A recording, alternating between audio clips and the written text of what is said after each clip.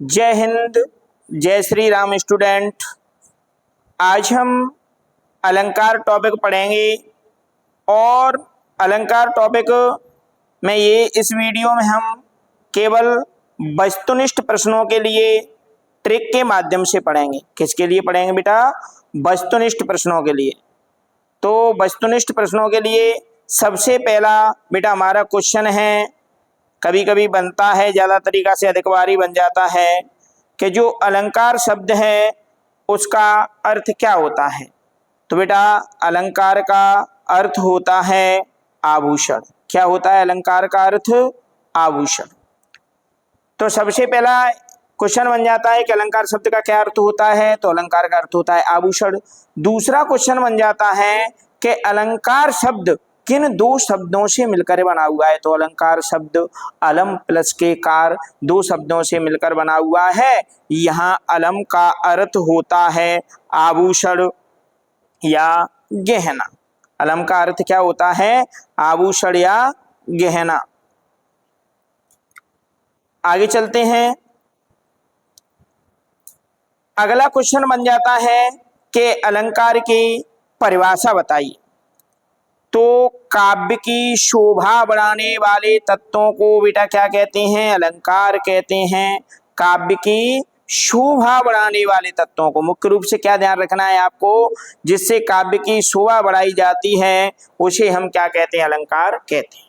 अब देखो, जैसे हमारी माताएं बहनें आभूषण पहन करके सुंदर लगने लगती हैं, वैसे ही अलंकारों का प्रयोग काव्य में शोभा बढ़ाने के लिए किया जाता है।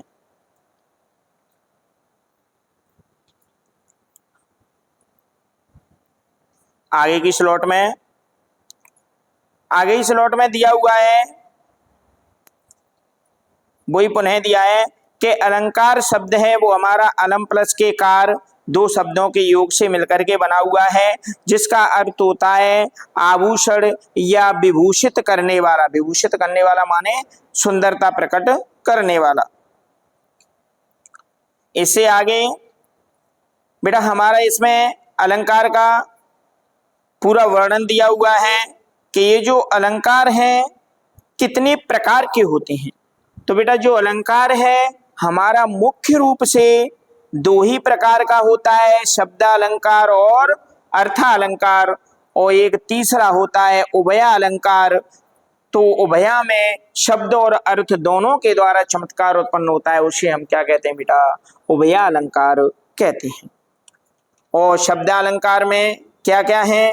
जैसे अनुप्रास अलंकार, यमक अलंकार, श्लेष अलंकार, प्रयुक्ति प्रकाश अलंकार, विवक्षा अलंकार, ये शब्दालंकार के अंतर्गत आते हैं। ऐसे ही अर्थालंकार उपमा, रूपक, उत्प्रेक्षा, मानवीकरण, विरोधाभास, संदेह, अतिशयोक्ति, ये आपके कौन से हैं? ये हैं अर्थालंकार। और भी दिए हुए हैं आगे की स्लॉट में।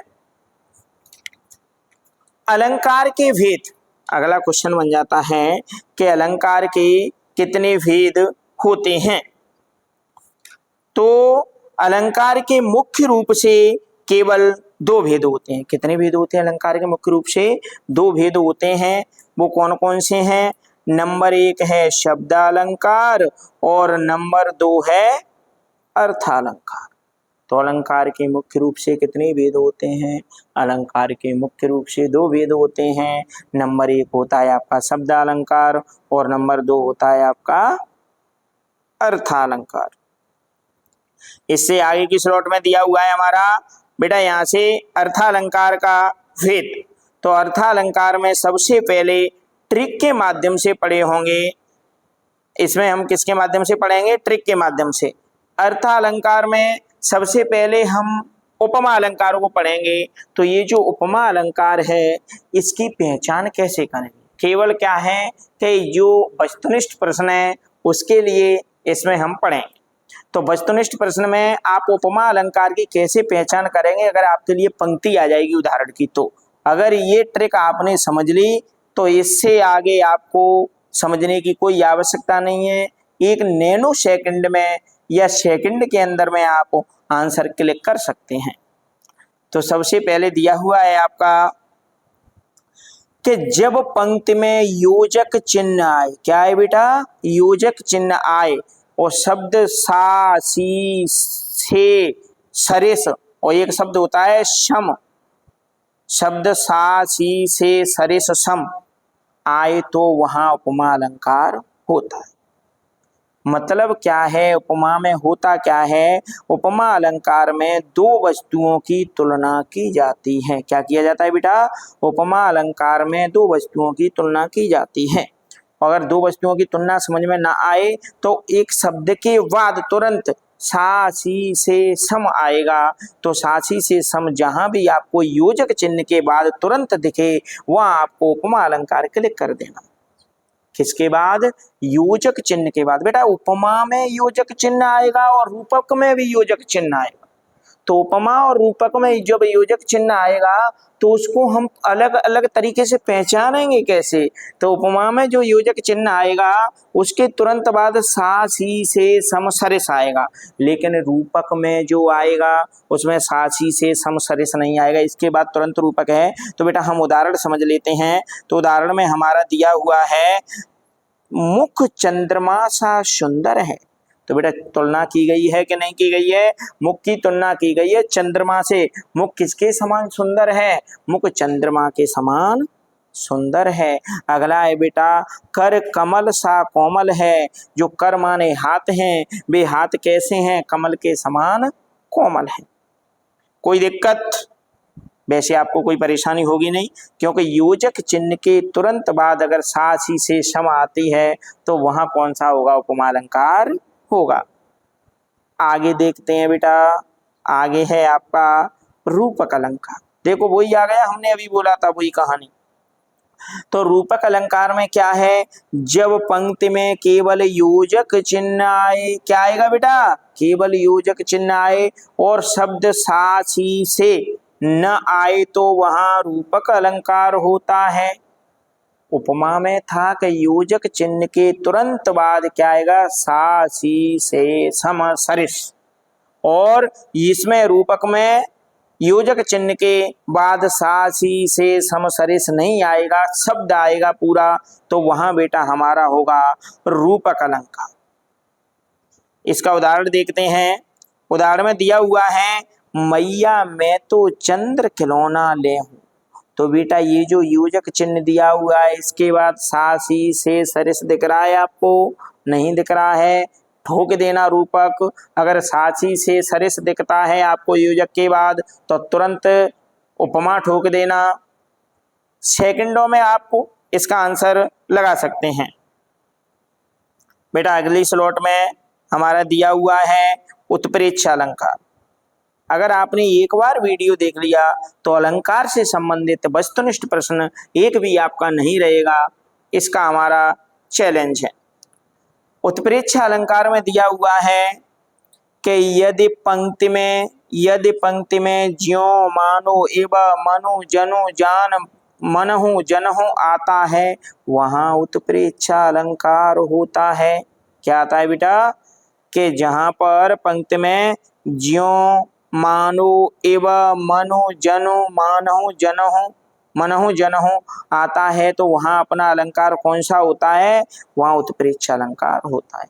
तो केवल आप इन शब्दों को याद कर लें और जैसे ही आप शब्द याद कर लेंगे जहां ये शब्द दिखे तुरंत उत्प्रेक्ष ठोक देना। तो बेटा अभी इसको उदाहरण के माध्यम से हम देखते हैं। तो दिया हुआ है हमारा जन वर्षा ऋतु प्रकट बुढ़ाई, तो बेटा यहाँ पर क्या आ गया, जनु आ गया। जहां जनु आ गया और मनु आ गया या जान जनहु मनहु आ गया तो वहां हमारा उत्प्रेक्ष अलंकार होगा। देखो दूसरी पंक्ति में देखते हैं, ऐसे ही दूसरी पंक्ति में दिया हुआ है हमारा, अभी कलर चेंज कर लेते हैं।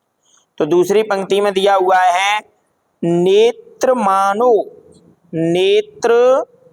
नेत्र मानो, तो हमारा शब्द क्या है इसमें, मानो। नेत्र मानो कमल है, नेत्र कैसे हैं, कमल के समान हैं, तो वहां पर कौन सा होगा हमारा उत्प्रेक्ष अलंकार होगा।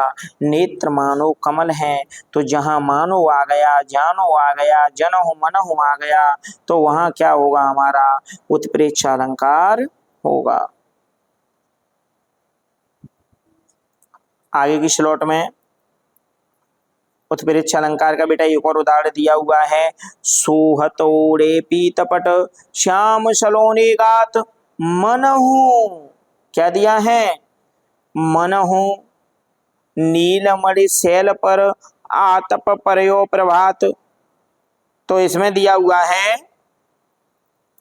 जनहु मनहु, जहां भी आपको मनहु दिखे, जनहु दिखे, मानो दिखे, जनु दिखे, तो बेटा वहां पर हमारा क्या होगा? वहां पर होगा हमारा उत्प्रेक्षा अलंकार। आगे की स्लॉट में हमारा दिया हुआ है अतिशयोक्ति अलंकार। तो बेटा अतिशयोक्ति आपने पहले भी पढ़ा है। तो जहां पर आपने पहले पढ़ा है अतिशयोक्ति, इसमें थोड़ा क्या है बेटा, ये जो अतिशयोक्ति शब्द है वो थोड़ा रॉन्ग लिख गया है, ये जो मात्रा है यहाँ नहीं होगी। तो आपका अतिशयोक्ति ऐसे होगा, अतिशयोक्ति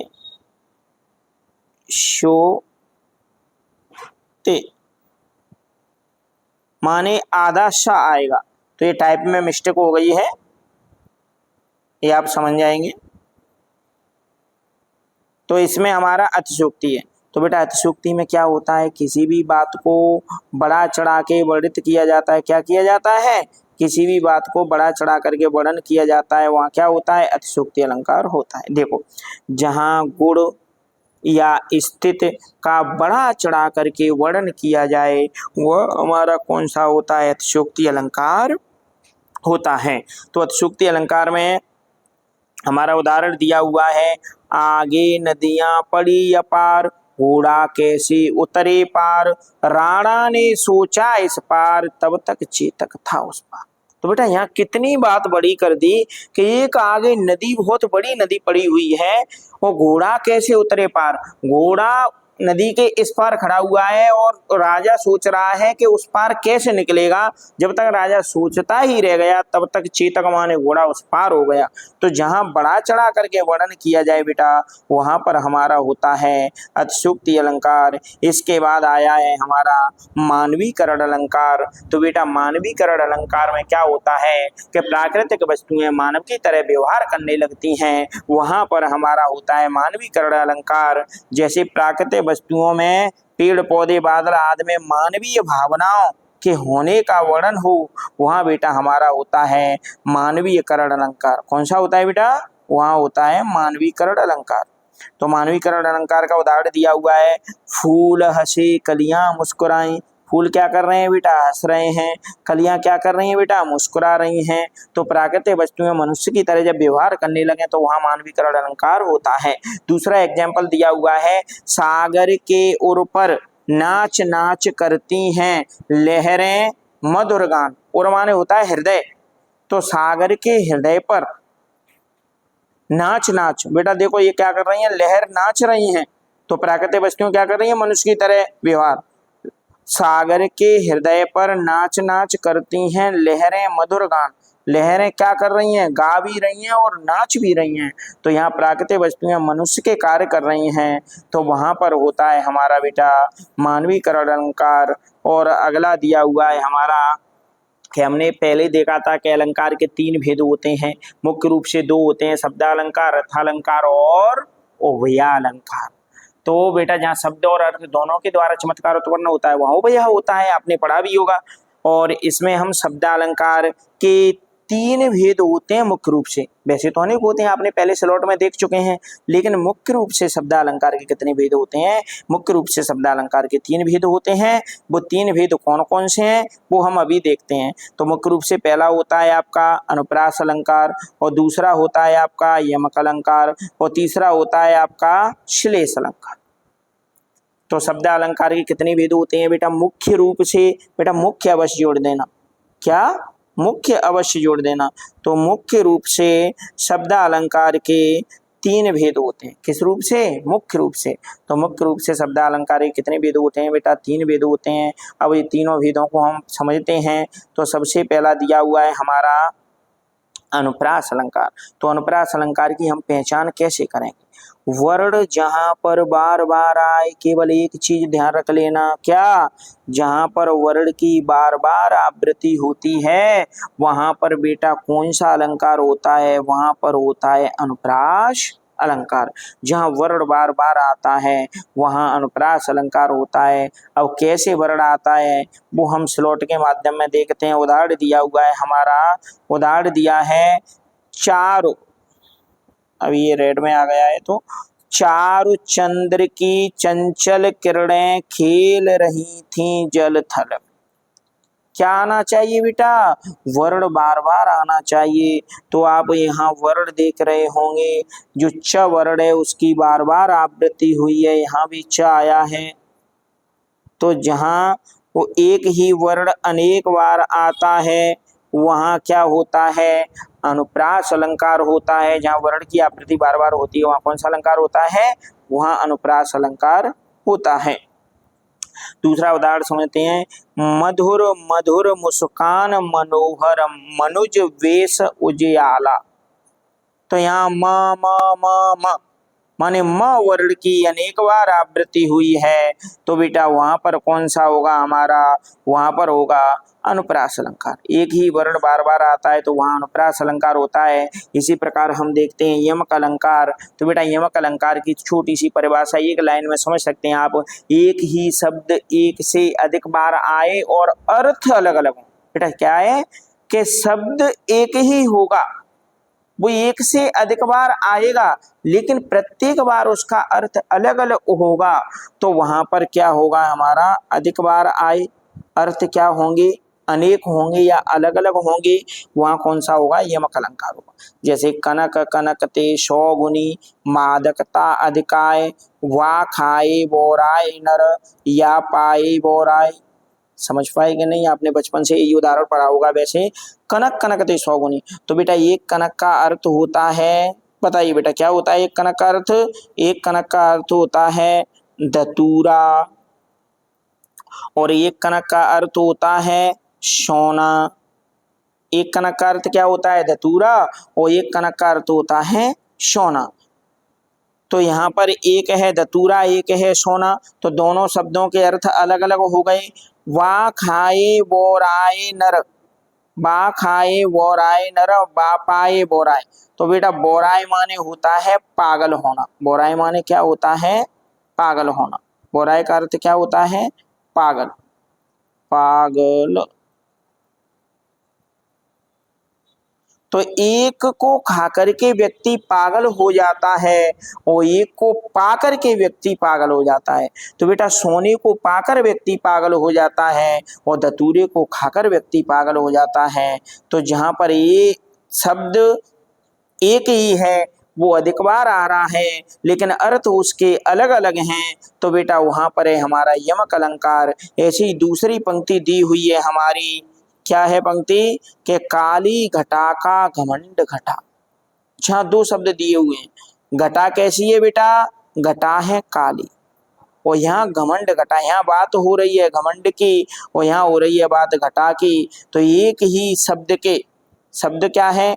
शब्द है घटा और घटा, दोनों जगह एक जैसा ही है, लेकिन यहाँ बात खाली घटा, बादलों वाली घटा की बात हो रही है, और जहाँ घमंड की कम होने की बात हो रही है।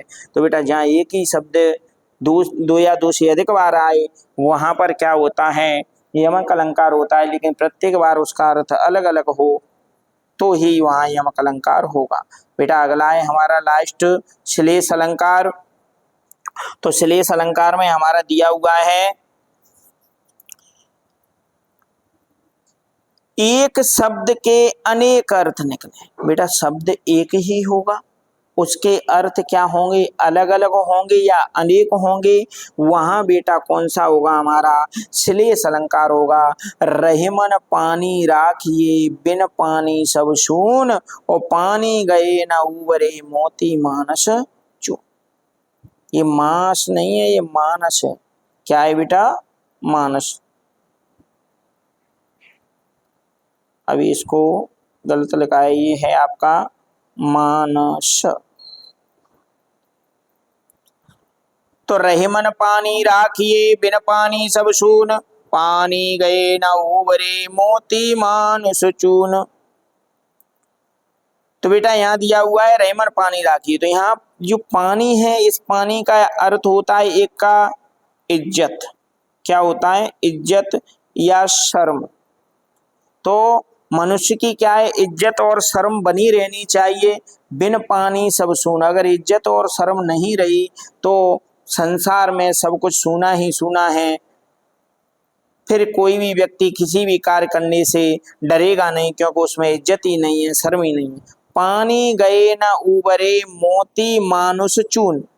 तो अगर एक बार किसी की इज्जत चली जाती है तो फिर वो दोबारा लौटकर नहीं आती है, उस मनुष्य का कोई महत्व तो नहीं होता है।